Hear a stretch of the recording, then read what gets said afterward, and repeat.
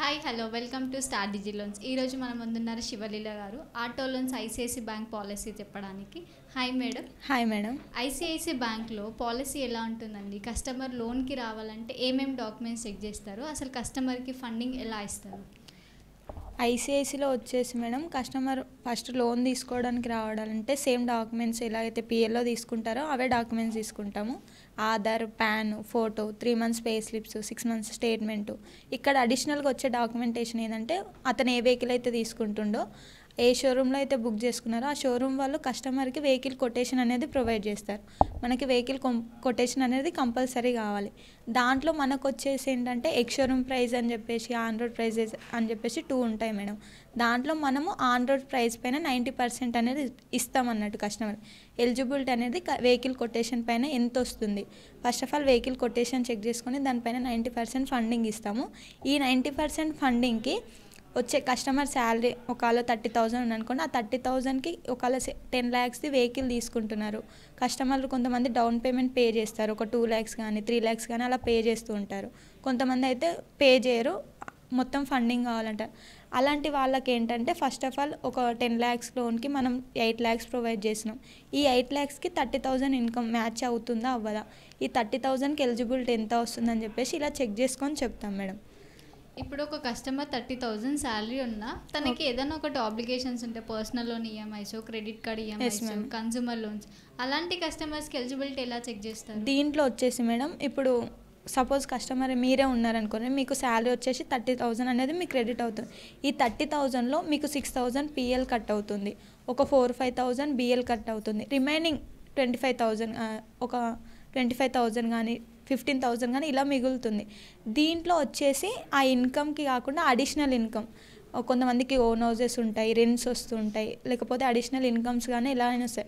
దీనికి additional income add చేసి ఇవ్వగలరు. ఒకవేళ మీకుంది, మీ పేరు పైన ఎలిజిబిలిటీ రావట్లేదు, అప్పుడు మీ బెడ్ రిలేషన్లో మీ ఫాదర్ కానీ, మీ మదర్ కానీ, మీ సిస్టర్ కానీ వీళ్ళు ఏమైనా వర్క్ చేస్తున్నారు, ఒకవేళ వర్క్ చేస్తే వాళ్ళు ఎలిజిబిలిటీ తీసుకొని వాళ్ళ ఇన్కమ్ తీసుకొని వాళ్ళ ఇన్కమ్ బేస్ పైన లోన్ చేయొచ్చు. ఓన్లీ కంపల్సరీ ఏ వెహికల్ అయితే తీసుకుంటున్నారో అదే కస్టమర్కి ఇన్కమ్ ఉండాలి అని చెప్పేసి అలా ఏమి ఉండదు మేడం.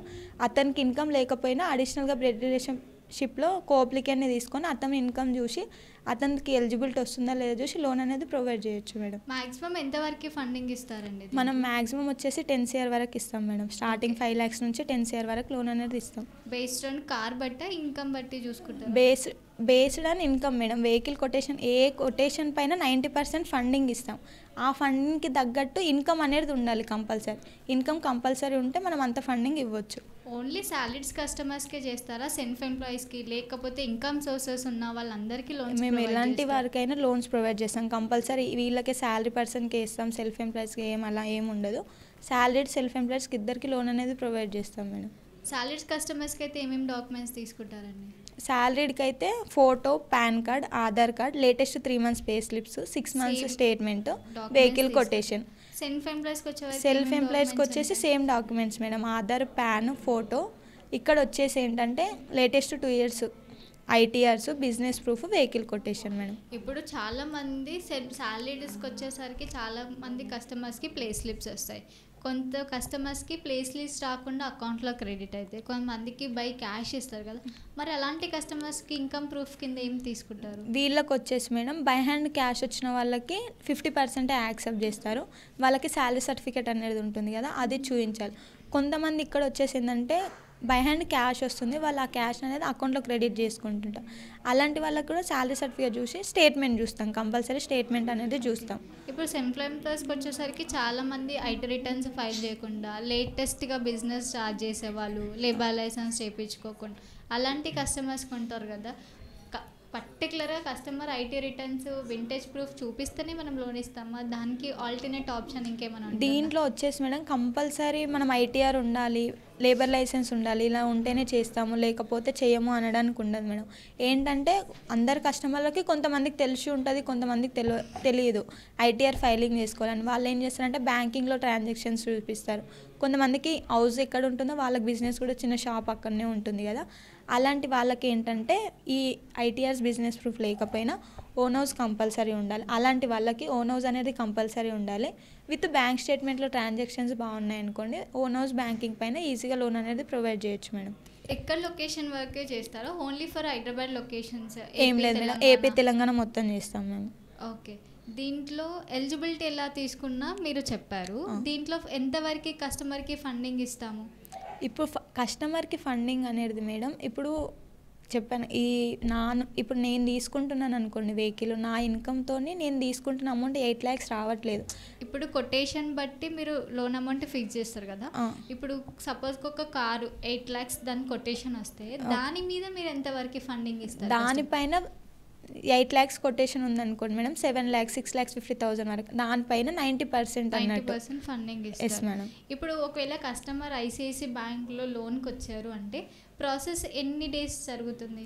ఇప్పుడు ఒక కస్టమర్ ఐసిఐసికి ఈ రోజు అని కాదు మేడం, ఒక కస్టమర్ వచ్చి విజిట్ అయ్యాను అనుకోండి, కంపల్సరీ స్టార్టింగ్ నుంచి విత్ ఎండింగ్ వరకు లాగిన్ అవుతున్నప్పుడు కానీ అది స్టేటస్ ఎక్కడ ఉంది, అప్రూవల్ వచ్చినప్పుడు, డిస్బర్స్మెంట్ అయినా ఈచ్ అండ్ ఎవ్రీథింగ్ ఇన్ఫర్మేషన్ కస్టమర్కి ఇస్తూ విత్ ఇన్ 4 daysలో క్లోజ్ చేస్తాం మేడం. ఒక 4 daysలో డిస్బర్స్మెంట్? Yes madam. దీంట్లో సిబిల్ ఎలా చూస్తారు? దీంట్లో సిబిల్ వచ్చేసి మేడం కంపల్సరీ 700+ ఉండాలి కస్టమర్ సిబిల్. 700+ ఉంటే మనం చేయొచ్చు. కొంతమందికి 680 ఉంటుంది, 690 ఉంటుంది. ఇలాంటి వాళ్ళకి యాక్సెప్ట్ చేయం మేడం, కంపల్సరీ 700+ సిబిల్ అనేది ఉండాలి. ఇప్పుడు సాలరీకి సెల్ఫ్ ఎంప్లాయీస్కి సేమ్ రేట్ ఆఫ్ ఇంట్రెస్ట్ ఉంటుందా? వాళ్ళకి డిఫరెన్స్, వీళ్ళకి? నో మేడం, అలా ఏమి ఉండదు. ఏ కస్టమర్కైనా రేట్ ఆఫ్ ఇంట్రెస్ట్ మాత్రం సేమ్ ఉంటుంది, సాలరీడ్ అయినా సెల్ఫ్ ఎంప్లాయిడ్ అయినా. దీంట్లో ఫిక్స్డ్ రేట్ ఆఫ్ ఇంట్రెస్ట్ ఉంటుందండి? ఫ్లోటింగ్ ఏమైనా చేంజ్ అవుతుందా? ఫిక్స్డ్ ఉండదు madam, floating rate of interest ఉంటుంది. మైనస్ సిబిల్ ఉన్న వాళ్ళకి కూడా లోన్స్ ఇస్తారా? -1 సిబిల్ ఉన్న వాళ్ళకి కూడా ఇస్తాం మేడం. -1 ఉన్న వాళ్ళకి ఇస్తాము. మళ్ళీ కొంతమందికి సిబిల్ అనేది స్టార్ట్ అవుతుంది, సంథింగ్ ఏదో లోన్స్ తీసుకున్నప్పుడు స్టార్టింగ్ చూపిస్తుంది కదా, అలాంటి వాళ్ళకి చేయలేం. కస్టమర్కి ఇప్పటివరకు ఏ లోన్ తీసుకో వాళ్ళ సిబిల్ -1 చూపిస్తుంది అంటే వాళ్ళకి 700+ ఉన్న సిబిల్ వాళ్ళకి లోన్స్ అనేది ప్రొవైడ్ చేస్తాం. ఇప్పుడు సింగిల్ అప్లికెంట్ మీద కూడా లోన్ చేస్తారా? అప్లికెంట్ కో అప్లికెంట్ కంపల్సరీ మ్యాండేట్ అయ్యి ఇక్కడ వచ్చేసి ఏంటంటే మేడం, సింగిల్ అప్లికెంట్ పైన చేస్తాం. కొంతమందికి ఏంటంటే మ్యారీడ్ అయి ఉంటారు, అన్మ్యారీడ్ అయి ఉంటారు కదా, మ్యారీడ్ అయి గర్ల్ తీసుకుంటున్నారు అనుకోండి, అలాంటి వాళ్ళకి హస్బెండ్ అనేది సపోర్టింగ్గా కంపల్సరీ ఉండాలి. సింగిల్స్లో బాయ్స్ అయినా గర్ల్స్ అయినా సింగిల్స్కి వేయం మేడం. ఒకవేళ వాళ్ళు సింగిల్ ఏజెంట్ ఉండి తీసుకోవాలనుకుంటే మినిమం ఏజ్ వచ్చేసి 22+ ఉంటే అతనికి వెహికల్ అనేది తీసుకోవచ్చు. ఒకవేళ 22 బిలో ఉంటే వాళ్ళ మదర్ కానీ వాళ్ళ డాడీ కానీ కో అప్లికెంట్గా తీసుకుంటాం మేడం. దీంట్లో మనం ఏజ్ వచ్చేసి కంపల్సరీ 20 to 60 ఉన్నంత వరకు చేస్తాం మేడం. ఇప్పుడు కొంతమంది కస్టమర్స్ ఇన్కమ్ వాళ్ళదే పెట్టి ఏదైతే వెహికల్ తీసుకుంటున్నారో అది ఫాదర్ పేరు మీద, మదర్ పేరు మీద రిజిస్ట్రేషన్ చేయించుకోవాలి. అలా కూడా చేస్తామా? ఎవరిదైతే ఇన్కమ్ ఇస్తున్నావో వాళ్ళ పేరు మీద కంపల్సరీ రిజిస్ట్రేషన్? నో మేడం, ఇక్కడ చాలా మంది ఏంటంటే నేను మా ఫాదర్కి వెహికల్ తీసుకోవాలనుకుంటాను, నేను మా ఫాదర్ని అప్లికెంట్గా తీసుకొని నేను కో అప్లికెంట్గా చేయని, నేను అలా తీసుకోవచ్చు. ఎవరి పేరు పైనైనా తీసుకోవచ్చు, బట్ ఇన్కమ్ ఎవరిది ఉందో వాళ్ళది కంపల్సరీ చూస్తాం. వాళ్ళ ఎవ్రీథింగ్ డాక్యుమెంటేషన్ చెక్ చేసి ఎలిజిబిలిటీ వస్తుందా లేదా చూసి మనం లోన్ అనేది ప్రొవైడ్ చేస్తాం మేడం.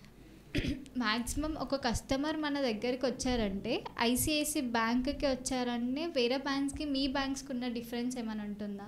ఇక్కడ ఒక కస్టమర్ పర్టికులర్ ఐసిఐసి బ్యాంకే కావాలి అని వస్తారు కదా, అవును. దీంట్లో ఐసిఐసి బ్యాంక్ రావడానికి కస్టమర్కి బెనిఫిట్స్ అనేవి ఏముంటాయి?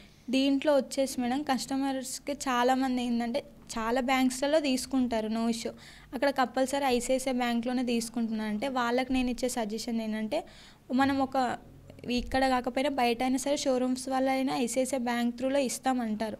బట్ అక్కడ మనకి ఇక్కడ ఉన్న బెనిఫిట్ ఏంటంటే, ఒక కస్టమర్ ఒకసారి విజిట్ అయ్యారంటే ఈచ్ అండ్ ఎవ్రీథింగ్ అంటే దానికి రేట్ ఆఫ్ ఇంట్రెస్ట్ కానీ ప్రాసెసింగ్ ఫ్రీ కానీ ఏ ఛార్జెస్ ఎంత పడుతున్నాయని మనం ఎవ్రీథింగ్ చెప్తాం మేడం కస్టమర్కి. బట్ షోరూంలో అలా ఉండదు. ఏంటంటే లోన్ లాగిన్ చేస్తారు, ఎంత అంటే అమౌంట్ డిస్బర్స్మెంట్ అయిందో దాంట్లో ఛార్జెస్ అన్ని కట్ చేసుకొని వెహికల్ అనేది ఇస్తాం.